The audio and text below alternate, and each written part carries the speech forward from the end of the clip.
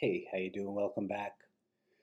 My name is Tasso, and this is part four of the little thing I'm doing about dwarf Tangyanikan cichlids, the pros and cons of setting up a dwarf Tangyanikan cichlid tank, uh, and what size dwarf cichlid tank should you do, dwarf Tangyanikan cichlid tank, and should you even do a dwarf cichlid Tangyanikan tank at this point as I continue to sort of think about this stupid tank in my head and how awful it is. So, you want to set up a 40-gallon Tangyanikan cichlid tank. Oh no, I want to do it. Oh, I just have room for a 20. I just have room for a 20 long. A 20 long. Yeah, yeah, okay.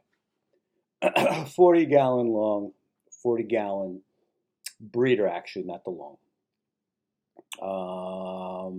Tangyanikan cichlid tank. Is it even possible to stick to the lake and not end up putting fish from the other lake, from Malawi, for various reasons, be they color, be they variety, body shape, just because you want. Eventually, you're just going to end up running out of fish from Tanganyika for a couple of reasons. But there you go. You're going to end up putting other fish in this tank. So right off the bat, I'm thinking this tank sucks. Because it's not a Lake Tanganyikan. CichlidTank, once you start adding these other species from other localities. Now, that's probably being very nitpicky, being very whatever. Fair enough if that's the case. So I guess the main thing to do in a tank where you are going to keep some Tanganyikan cichlids, the main things there's so many things really that do come into play. One of them is diet. So Tanganyikan cichlids, once you throw Malawis into the tank, you need to switch the diet over to you got to add a lot more veggies into their diet because Malawis tend to be herbivorous, and your Lake Tanganyikan cichlids tend to be omnivorous. And in fact, it really depends on the fish, and that's so very important to remember that, as opposed to a standard Malawi tank. I have a Malawi tank. I have a Tanganyikan. Most people, once they get into Tanganyikans, though, they really do start to learn the names. Malawis, it can be very hard to learn the names. You have a lot of fish that look the same when it comes to color, when it comes to body shape, the face. At least for me, they're insanely difficult to identify and to know all the different types. Don't forget the scientific names. But they definitely add a lot of color to the tank. I'm thinking I'm really flying off on a tangent here as far as this Tanganyikan tank going on 3 or 4 minutes, 3 minutes. What the hell is my point? Well, again, obviously, a lot of the Tanganyikan cichlids get very, very big. That's true.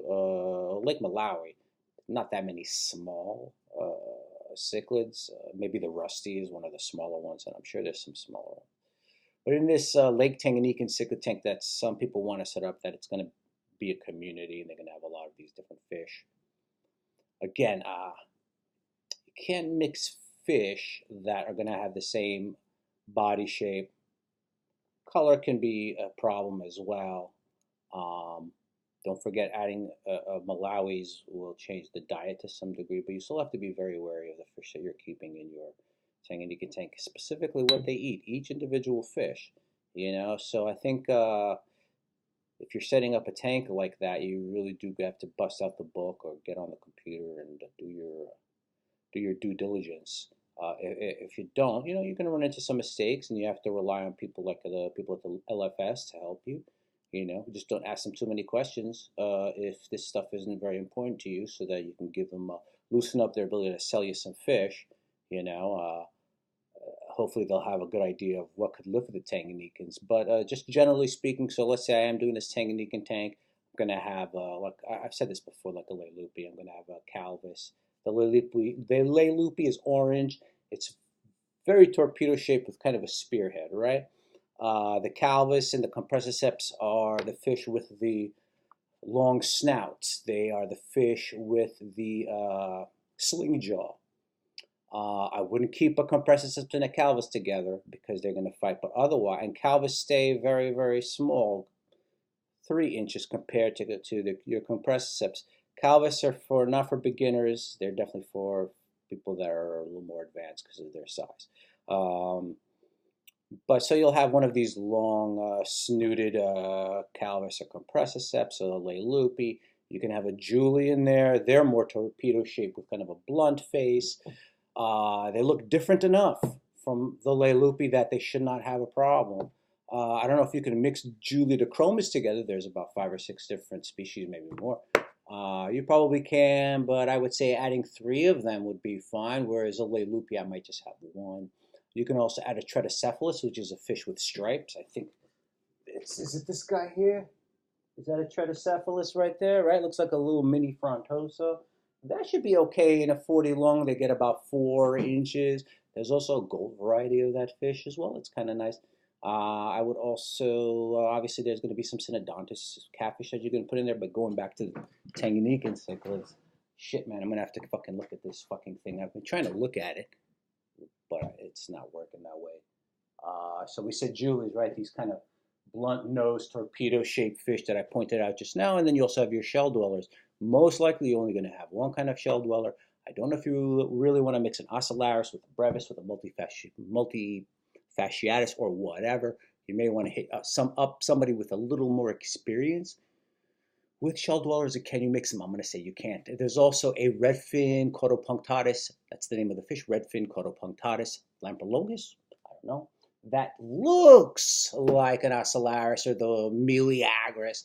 I'm not sure if it's an actual true shell dweller, but it's that would be okay in this tank. What else? A Brichardi type fish, like a Brichardi or a daffodil. What else would I put in there? You know, man, I swear I wish I had just more time and more interest in these fuckers to look at this and come out here and give you guys a better idea of what you could put in the tank. But I don't give a shit, basically. That's not really fair, is it? It's really not fair because I'm not exactly doing Tangyanikan's right now. I don't exactly have interest in them. If I did, I would set up like a 100-gallon tank, 125-gallon, nice long tank. I won't even think. First of all, if I did this giant 100-gallon long tank, 125 or whatever, I mean, I would know that I can put any sort of Tangyanikan I want. So now I wouldn't really start from the smallest. Oh, I'm going to put some shell dwellers over here and some compressor seps and some cylindricus, which is one of those thin, really one of the thinnest, most common Lamprologus cylindricus. That name just popped into my head. They're pretty common fish. But anyway, I'd probably be looking at the bigger fish and eliminating them. Frontosa, bing. Don't want that fish. That's out. But I might want a Bentachromis tricotti, like that fish up there. I really would want Xenotilapia. That would be a fish I've never had. In fact, I've never even seen that fish or worked with it in an aquarium shop. If I have, it's a very long time ago. Probably somewhere in Jersey I saw a Xenotilapia. They're always available, but they're very, very expensive. I would have the Cyprochromys leptosoma. I mean, I would have so many options in this 125-gallon tank. I would just simply eliminate the Frontosa, right, that you see right there. And I would probably start eliminating the Kendali and the Champsochromis and these big the trout cichlids, these big fish that will eat these little fish.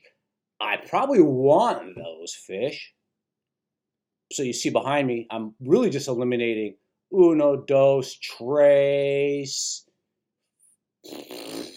What am I eliminating? 6 fish? I mean, listen, let me tell you, the reason I do these videos is not only to smarten you up, but it's also for me. Just by talking, I learn from my own fucking bullcrap. I'm learning. Anyway, pardon the French. There you go. Another little video that you can maybe learn something from. Now, if you have any questions, let me know. Put some comments under these things on Facebook or whatever. And I think I'm going to do one more. I really like this one actually. Just by saying, forget the 30, go to a big tank. Now you start eliminating the big fish, and we have like now suddenly we have 70 different fish to choose from and 5 fish that we're taking out. Guys, do the bigger tank. Do a 75-gallon, please. African Tangyanikan cichlid tank. And forget the 20-gallon one. Thank you very much. Have a good night.